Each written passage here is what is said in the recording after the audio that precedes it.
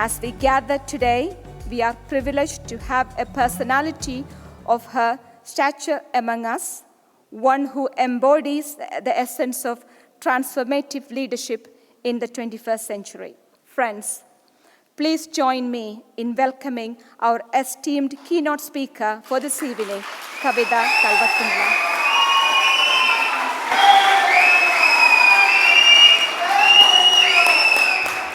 Good evening.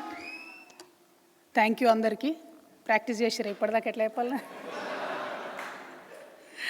Well, I noticed one thing. Earlier, in any formal setup, when a person was speaking, and if somebody would look at the telephone, it was considered to be rude. But now when somebody is looking at the cell phone while you're speaking, you're just hoping they're tweeting and retweeting and, doing whatnot. So the entire setup has changed, I believe, with the advent of social media. So happy to be here. So happy to see such young faces and very energetic, that too. And Pratik, thank you so much for having all of us here to have this very important conversation. Bridge India, I hope, really brings about many more such conversations to the table. Good luck to you. Virendra Sharma ji, the most senior member of the parliament and always has been a friend of India, as Manju ji called him father of all the Indian communities here. We've literally seen Virendra Sharma ji take the effort to travel to India, to have the discussions with various state heads, various member of parliaments, because not many people do that, to take that extra step and put that extra effort to actually go to ground, see people, meet people. I truly appreciate your friendship towards the causes that India takes up, sir. Thank you so much. And Manju Shaul Hamid, councillor, former mayor, thank you so much. I heard you were a fiery speaker and a person who has no iota of fear in you, and you speak your mind. Please keep rocking, keep doing that. Thank you so much for being here today. And Uday Nagaraju, founder of AI Policy Labs, and hopefully we'll see you in Parliament of UK sometime. You are from my land, proud of you that you are able to make certain inroads into the political system here. Dr. Nero Agujabo, breaking all the barriers. He is the first, how would I address it politically, colored or African-American, former special advisor to UK Prime Minister, Honorable Theresa May. I'm very happy that you're here, and hopefully we'll get to speak and discuss on various other issues. Thank you so much. And the occasion today is that India has passed a revolutionary bill, which we are hoping that will bring many, many, many more women into the parliament. Today, of course, the number is at 78. With the passage of the bill, we are hoping that 181 more women will join the parliament. First of all, as our custom and as our tradition goes, whoever worked for this bill, starting from Honorable Deve Gowda ji in 1996, to Honorable Sonia Gandhi ji in 2010, and to Sri Honorable Narendra Modi ji in 2024. I sincerely thank all of them from the bottom of my heart to making this bill a reality. This is not just politics, but this is the respect these people have shown to the women of this great nation. We are the most populous country today. We are the world's largest democracy. And if we were to leave half of our population at home, it was certainly not going to help our country. And we realized that, all the parties realized that, all of the leadership realized that. So that is how I believe this bill became a reality. And in fact, it's very interesting to know a little bit about the background towards this bill. While the Constitution was being created in the 1950s, after the British left us in 1947, during the 1950 constitutional debates, many women leaders like Sarojini Naidu, many of them, in fact, said we don't need quota for women. We fought shoulder to shoulder with you during the independence movement, and we will survive in the political arena, and we will come into the parliaments and assemblies. So they refused to have quotas, because the quotas for the marginalized sections like scheduled caste, scheduled tribes was discussed, and it became a part of Indian Constitution in 1950 when we enacted the Constitution. So women then were so confident because they were a part of the Indian independence movement. So they refused. They said, we don't need quotas. Well, that feel-good factor faded away very quickly. By 1970s, when women realized that, okay, we are not being given any positions in any of the political parties, no member of parliaments, no women, making space into assemblies, etc., then the discussion started that maybe women should get quotas. So from 1970s in India, there has been this constant discussion. And 1972, I believe, is a year when United Nations theme of that year was to discuss the condition of women in India. So for the first time, I believe the then government of India did an extensive survey on the condition of women in India. At that point of time, more and more women leaders, more and more men and parties realized that not enough attention is being given to women's issues. It could be health, it could be education, it could be political participation, it could be economical participation. So that is when the Honorable Geeta Mukherjee ji and the whole of the CPI-CPM party, they had a major role to play, especially the AIDWA, AIDWA, All India Democratic Women's Association. So they did play a great role. So it's not about one single party playing the role. It is about every leader realizing, understanding that unless and until we carry our women with us, we're not going to progress. Well, the advocacy continued from 1970s to, and it was constantly there. Many women did a lot of dharnas. Even in my district headquarters, I could remember in my constituency in Nizamabad, in 1990s, many women did the dharna. But the then governments did not move. I mean, we could not move that needle somehow. In 1996, I'm very proud, there was a coalition government. When Deva Gowda ji first became the Prime Minister, he said, let me make this effort, let me bring the Women's Reservation Bill. He tried, then subsequently Vajpayee ji tried, then Sonia ji tried. Ultimately, in 2024, now this bill has become a reality. Well, now it is called Nari Shakti Vandan Abhiyan. It is the 128th amendment to the Indian Constitution which brings this bill into force.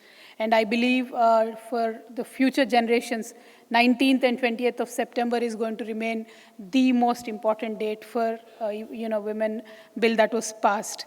And interestingly enough, as Indian custom goes, anything that we start, we usually start it with the sisters or the mothers of the house by doing the puja or taking the first step.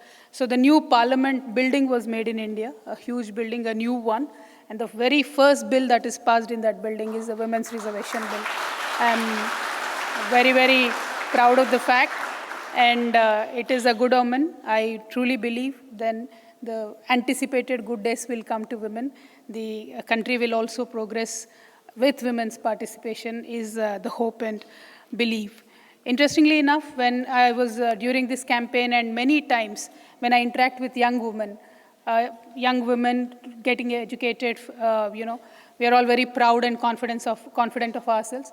Many women asked me, why do we need the women's bill? Why do we need quotas? Can't we, just go out, get it on our own talent? Well, we tried. It didn't work out. So we were pushing for the women's quota, and it now finally is a reality. And India has a great experience with quotas. When in local governments, we gave women the reservation of 33%. Now in every state, almost every state, 1 or 2 states are the exemptions. The women participation at the local governance level has gone up to 57%, 55%. So the quota started from 33, but the participation of women has increased and it has gone to 57%. I'm particularly very proud in my state of Telangana, many municipal chairmen, many municipal vice chairmen, many Zilla Parishad chairmen, approximately about 55, 57% of them are women.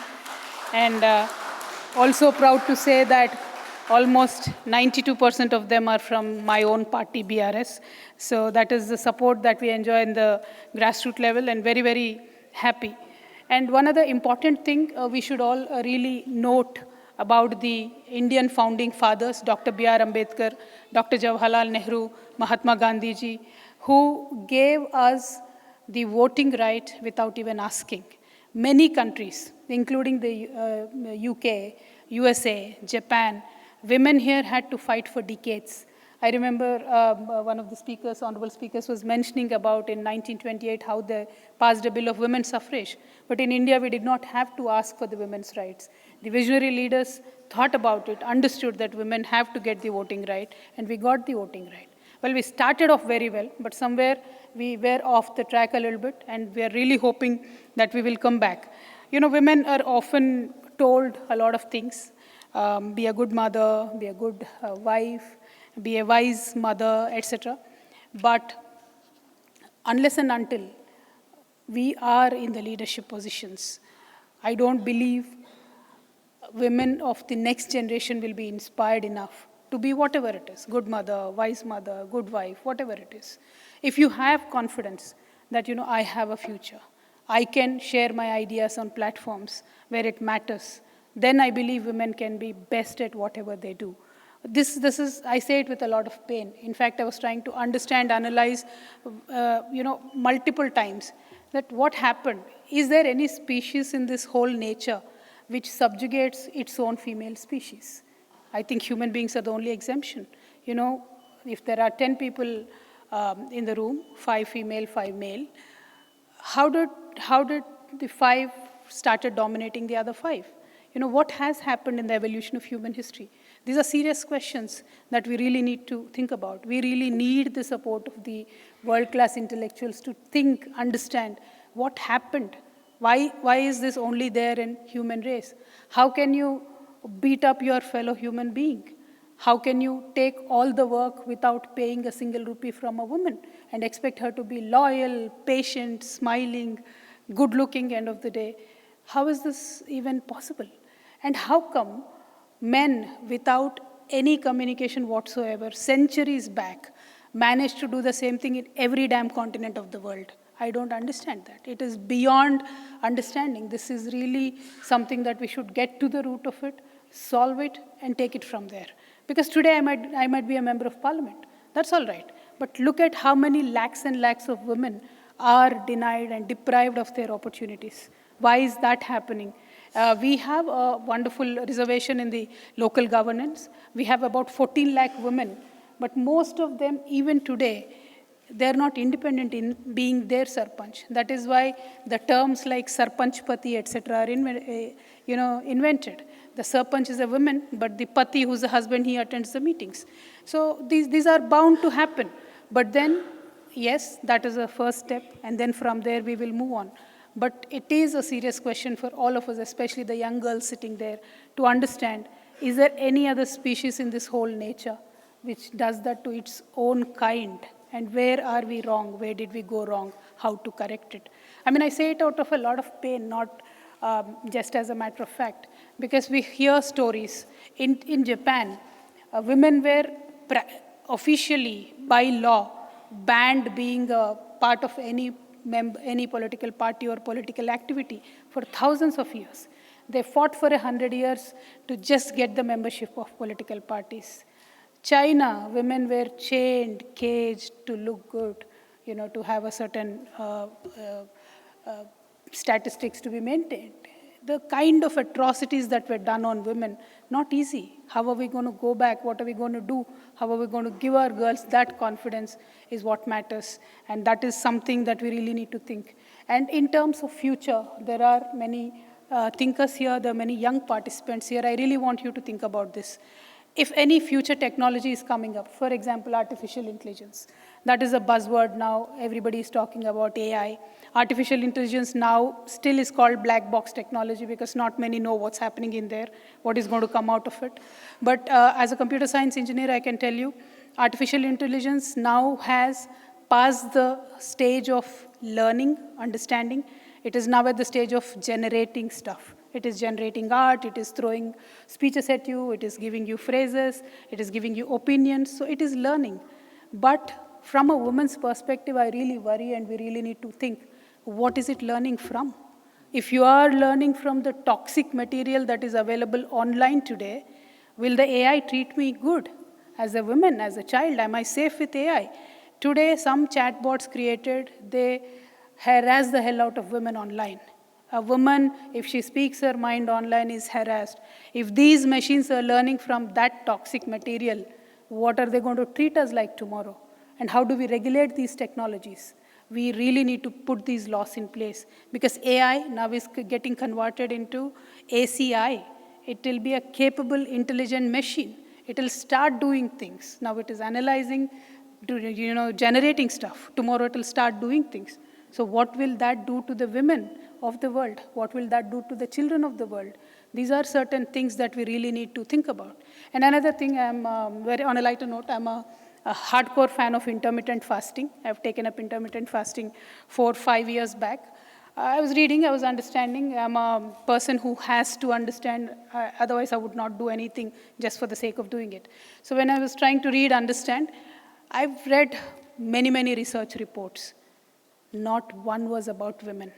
In healthcare, a very interesting fact like intermittent fasting, nobody is researching on what intermittent fasting does to women. It's only a couple of years back I found few people who wrote books on how intermittent fasting works for women. So when I read a book called Fast Like a Girl, then I really took it up.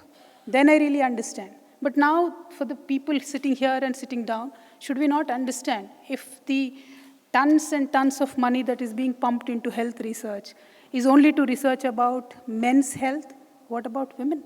Are we not important? Or should we not as a policy legislate and say that you should look into both of these matrices? So there are, it pains me to say, but as policymakers, we really sometimes, I think, ignore women's needs and women's issues. And I can just go on. I can just go on about many, many things. We were also researching about how startups work. First of all, if there are 10 startups, only maybe 1.5 to 2 are women-led startups. And then when you look at the access to finance to the women-led startups, it is dismal. They do not get the finance. Only men-led startups usually get the finance. And what are all of us doing? The MPs, the ministers, it could be male, female, the political parties, doesn't matter. All of us are guilty. But these are certain things that we should really look at. When I say women's bill, women's reservation bill, it is not only to make 181 women as member of parliament. It is about making the billions and billions of women. And mind you, I'm saying this with a lot of pride. When we talk about women, countries don't matter. There are no borders. Across the globe, I don't know how men managed to subjugate us for centuries. At the same rate, now the time has come that women across continents should connect, should talk about issues, should take up these issues. If today India has passed a women reservation bill and some other country does not have that bill, I think it is a duty of Indian women to go help our sisters there. Unless and until we find some bond like that, I don't think we will progress. Men in the room, I'm so sorry, I have such strong opinions, but please get used to it, to hearing many more strong opinions from many of our sisters, because it is time. We've been ignored for thousands of years, it is time. And I'm very, very glad in India the time has come. Well, there are certain little bit lacunas in that bill about the implementation, the time frame, etc., that we will discuss domestically. But one aspect of the bill which should be discussed internationally as well, within the women, if you are reserving 33% for women, how are we making sure, because I've seen Manjuji mention about many communities, that representation of women from all those communities is there or not. For example, in India, in this bill, OBC community representation is missing. So I believe OBC community representation also should be added in this bill. We will, of course, fight it out in our own country. But other than that, this is a wonderful first step for women. This is something that will affect the world in a greater way, because we are 70 crore women. We are getting a chance now to get up there, go to the parliament, get up there, stay in the assembly to make laws that will strengthen our democracy. So I'm very happy that this has happened. I, in a very small, tiny way, was able to contribute to it. And I'm very glad that I got attached to this cause. I could do my bit. And all the political parties, all the leaders, especially my leader, KCR Garu, has been very, very, very inspirational and very pivotal in making sure that this bill passed. Because not only now, 10 years back, he gave his commitment. 10 years back, we passed a resolution in our state assembly asking the central government to pass the 33% women's reservation bill. And today it has become a reality. We will make sure the bill touches the lives of every women from every strata. And I'm really glad that I'm here today in London speaking about it. We look up to much more opportunities like this, not only for me, but many more women here. As I said, women of the world, it is time. We should get united. But on the other note, I just want to ask a very interesting a question, because many of us are Indians here, most of you are citizens already. Well, it is cricket season now, ICC, and UK is the defending champion. I'm rooting for India for sure. Whom are you rooting for? You know, how do you deal with that dilemma? I always wanted to ask you. The UK is a defending champion. I think yesterday we were supposed to start the event, but it will happen soon. So I'm just hoping India will get the World Cup home this time. So you... Thank you so much. And I also come from land of Kohinoor, so I really don't want to miss out this opportunity. Well, there is a discussion about Kohinoor happening, and it will go on forever. It's all right. But I just want to ask you, sir, Virendraji, you should also maybe advocate towards this. If you don't feel like giving us the Kohinoor back, it's all right. At least give us back our Vijay Mallya. You know, what is he doing here? With that note, thank you so much, guys. It has been wonderful. Thanks a lot. Bye-bye.